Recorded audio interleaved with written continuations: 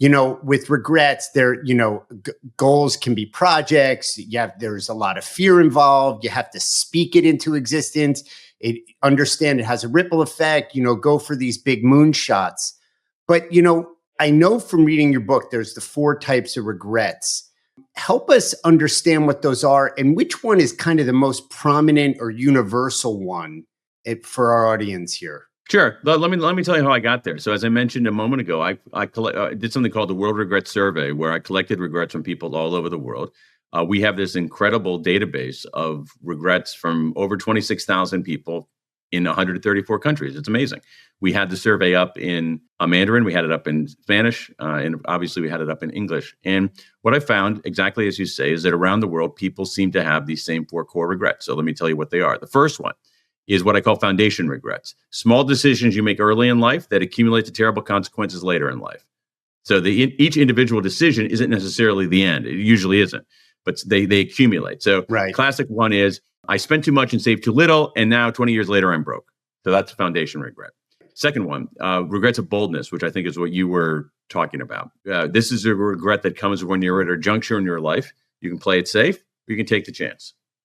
And overwhelmingly, when people don't take the chance, they regret it. Even people who take the chance and it doesn't work, it's a disaster. There's actually less regret from those folks than there is against people who never took the shot at all. And that's kind of under the action versus inaction. Absolutely. Yeah. It's one type of action, the action of boldness. But that's a big, big category. And I think it's interesting about these regrets is that typically the way we think about regrets is we segregate them by domain. This is a career regret. This is a romance regret. This is a financial regret. This is a health regret. And I don't think that's what's going on in how our brains think about regret. I don't think we categorize like that. I think it's more fundamental. So these boldness regrets, which are, if only I'd taken the chance, they can be about work. If only I'd started a business. They can be about travel. If only I'd studied abroad or I'd gone on that trip to that exotic place 20 years ago. They can be about romance. If only I'd asked that person out on a date. So boldness regrets are a very big category. Not the biggest, but very big category. Yeah. Third category, moral regrets. If only I'd done the right thing. You're at a juncture in your life. You could do the right thing. You could do the wrong thing. You could take the high road. You could take the low road. Most of us, most of the time, regret taking the low road because most of us are good people who want to be good people. Right. And finally, the biggest category is the fourth one, which is connection regrets, which are regrets about relationships. Not only, romantic relationships, not only our romantic partners, but the whole spectrum of relationships in our lives, from siblings to parents to colleagues to friends. And once again, people describe the same. It's so fascinating. Like all over the world, people describe basically the same architecture of the story. I had this person I was close to or should have been close to, and our relationship came apart. Usually not for dramatic reasons. It's just like a slow drift apart. Yeah. I want to reach out, but it's going to be really awkward and they're not going to care. So they wait. Drift goes even more. It's even more awkward. They see the other person's not going to care. And so the regret is, if only I'd reached out. And that's a big error, because when people do reach out, it's way less awkward than they think. And the other side almost always welcomes the overture. Yeah. And I mean, who doesn't have that in their life? I mean, if you have a pulse, you have it.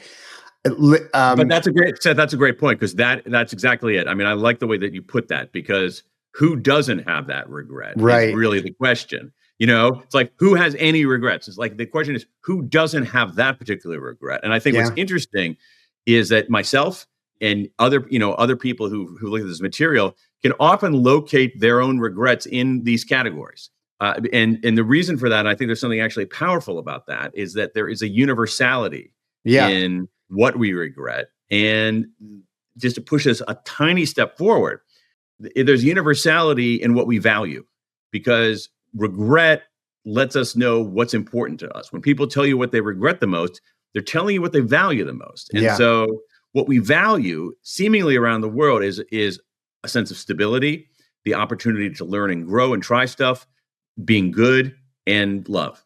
And so this emotion that people are saying, oh, no, I don't want to deal with it, actually gives us a window into the human condition. Yeah.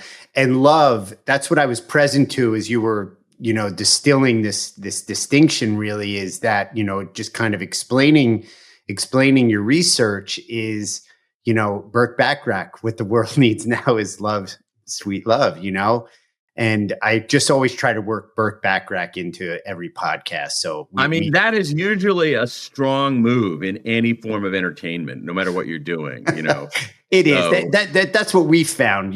People are yeah. just coming to us like ants on candy just because of our Burt Bacharach references. Although I have a feeling that you had a bet with a friend saying that I'm going to do this interview, and do you think I can get the phrase Burt Bacharach in there? Right. And every time I say it, you got to give me $100. You so caught you just me. made like $400. It's actually up on Barstool Sports. What was the over under? How quickly I could do it. So there it is.